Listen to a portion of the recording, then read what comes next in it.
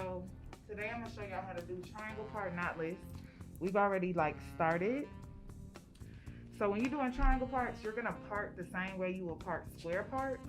You just make the triangle.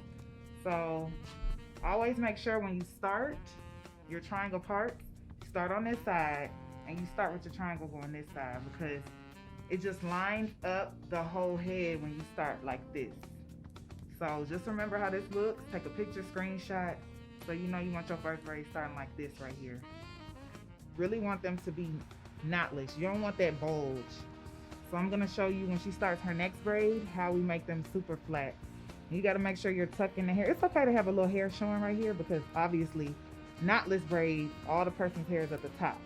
But once you get to right here, it's no excuse. That hair should be tucked all the way through. Because me, I like to dip my braids like all the way up to like here. Because the more you dip your braids, the more, you know, they'll flow instead of being stiff. You see that braid be stiff. So when you dip them, they're, you know, they flow better. So I'm just gonna braid these down, and then we're gonna show you how we start our next knotless braid. So when you're doing braids, you gotta make sure, like, you see this braid, the length that it is, I want all my braids to be this length so everything could be, you know, together. So make sure when you're braiding down, you're watching the length. If you need to add in so the lengths can match, you could do that. I showed y'all how to add in my first knotless braid video, so I'll show you guys again. But I might not need to add in, but we'll see. Always make sure you're braiding down, you know, tight, not loose. This right here, this not gonna last. And you're not gonna be able to charge your clients a lot either, because their hair not gonna last. They're gonna be pissed. I wouldn't pay shit for this.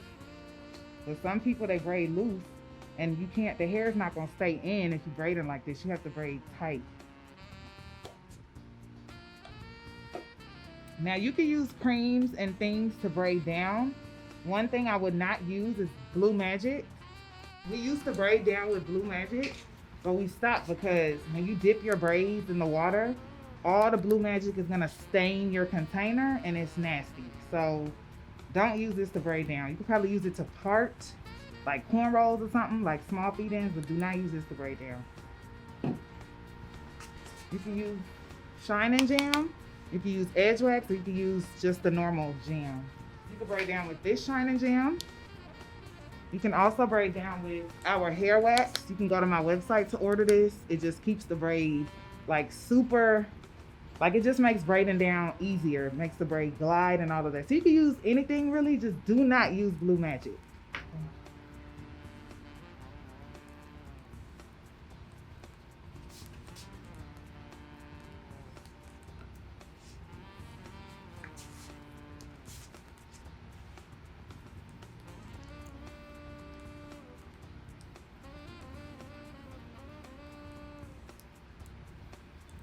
Like I said, make sure you're braiding down super neat so that you can dip your braids in hot water and they're just gonna look like flawless.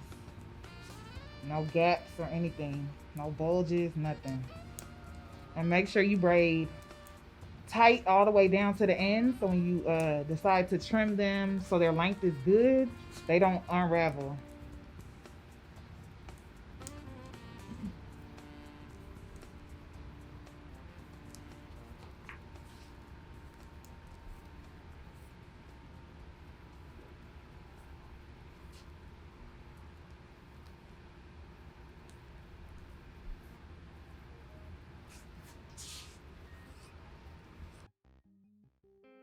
See how these are all, they're all gonna match the lengths, all of them. So that's why you gotta pay attention to the hair you're adding in and make sure it reaches. Because if it's not the same length, the braid's gonna look crazy. Unless the client requested that rugged look or whatever. So braid down. Make sure you share your pieces. If one piece is like thin, you gotta share the pieces so you can be back good.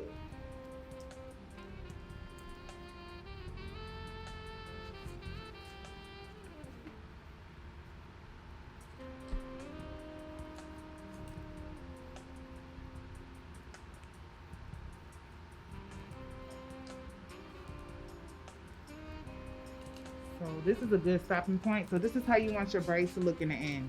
Because I'll be able to trim this and it's not gonna unravel because it's tight. I braided tight right here. So once I trim this, because we don't want this excess hair, this is the length. It stops right here. So we could cut under that and this braid will still be secure. And when I dip it in hot water, it's not gonna unravel. It's gonna be tight and nice.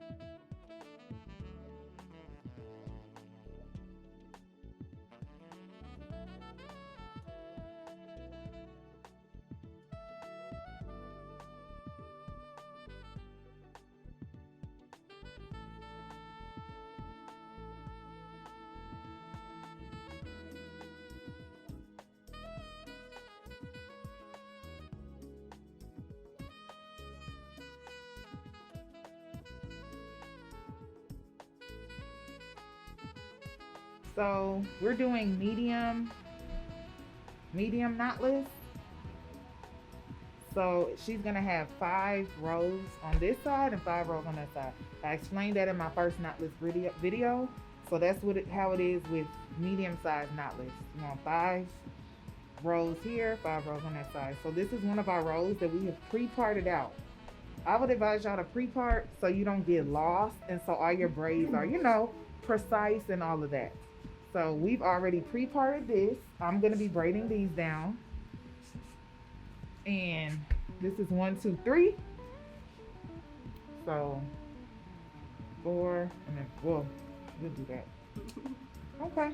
So just telling y'all how, the process of parting. You got to make sure everything is in line and you have the same amount of rows that you would need for all medium knotless styles. I'm gonna do them smaller. You could do 6 and 6, but your client has to have the edges for that. If their edges are too thin or anything, you got to just give them medium, because if you part super small, the edges gonna come out eventually as they wear the style. So her edges are fine, but her hair is real fine, so medium's good for her. Medium's good. So I'm checking my length with my braid. It looks good for now. I might have to add a piece for thickness, but I might not, because she set me up to have a good braid. You have to set your braiding assistant up to have, a good foundation. So she added in the hair properly, so I could just braid down. And if I need to add a piece, I will. If I don't, I'm gonna be good.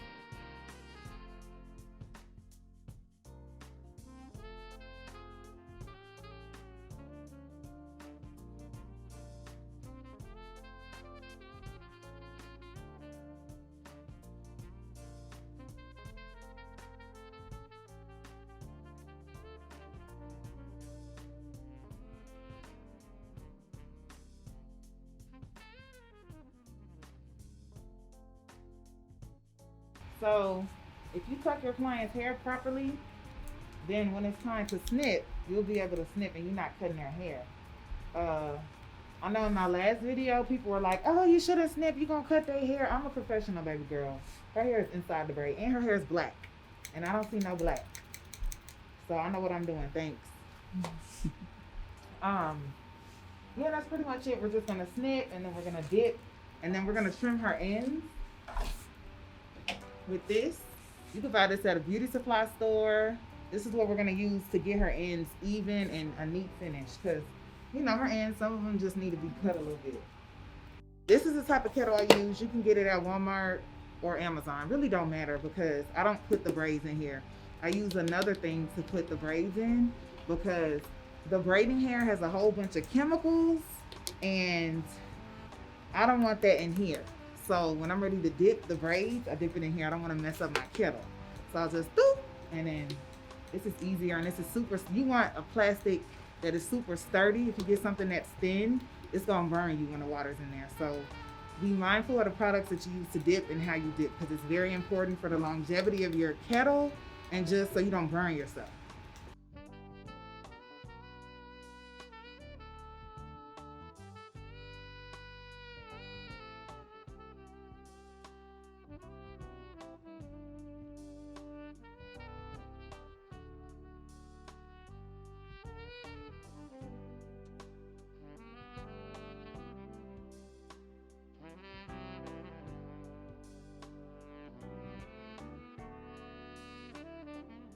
Use this because the scissors give it a really blunt cut, and this kind of like tapers it, so it's still, you know how people like it. That nobody wants a blunt braid on the bottom.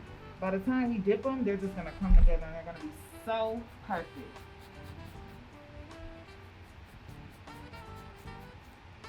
Also, this helps you get the length right. You don't want to give people braids to their knees if they look for, you know, waist length. Okay, so I like to dip my braids high because I like my braids being very like free. So that's why you got to make sure you're tucking your client's hair, so when you dip their hair high, their hair don't frizz out. Sorry, you know what this is? Like I did mine high because I know I braided down good. So her hair is not gonna frizz out because it's tucked in the braid. So if it does frizz, it's gonna frizz in the braid. You ain't gonna see it though.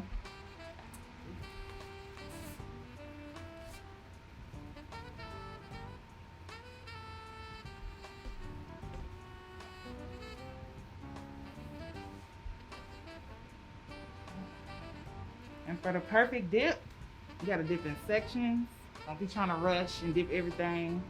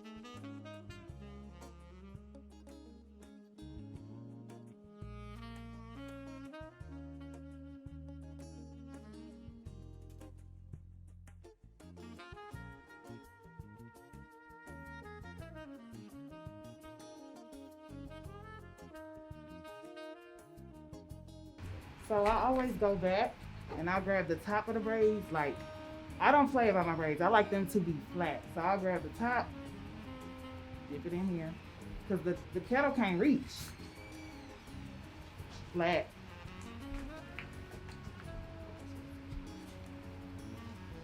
The kettle can't reach so far.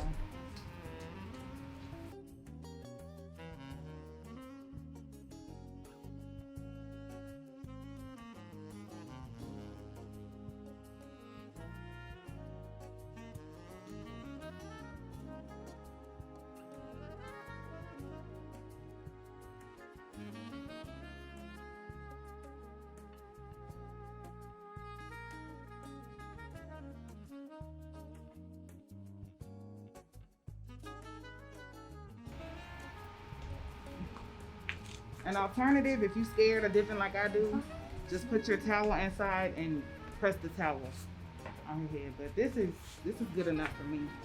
Nice and neat. All the braids are flat and flowing. Actually, I'm gonna still put the towel in the water for the top. I'm gonna show you the small towel.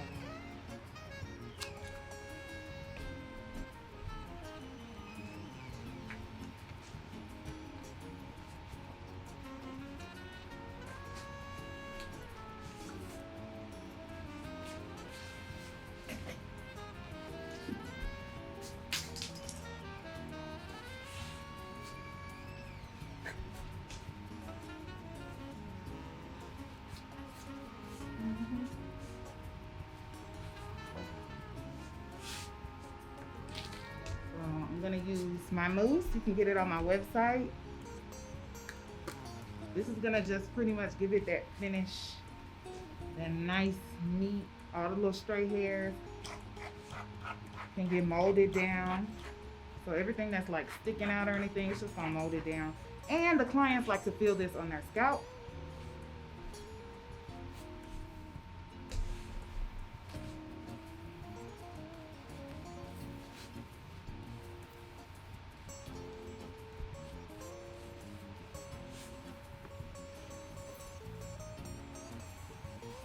And then I'm gonna spray my oil sheen on there just to give it that luster, that nice shine.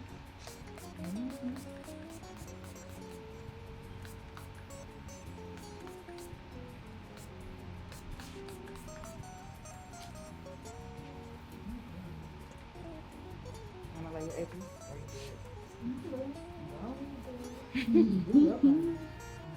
And always for your like edge brushes, they're gonna have edge control in them.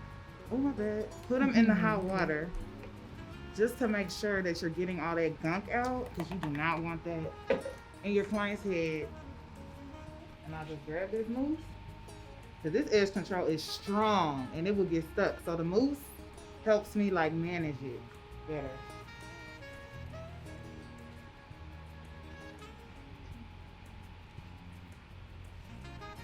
It's a Henny Melon. I normally don't like to put too much edge control when you get like smaller individuals, but it's just the first day. Just make sure you don't do edge control every single day. Don't do these. First day's good though. Nice and slick.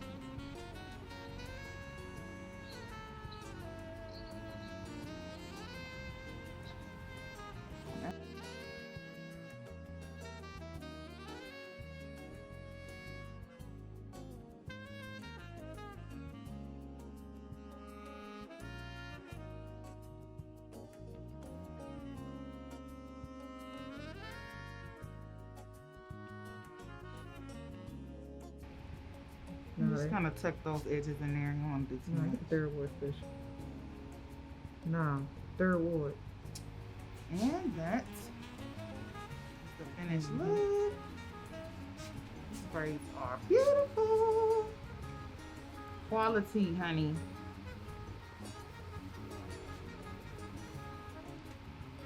Okay, and that's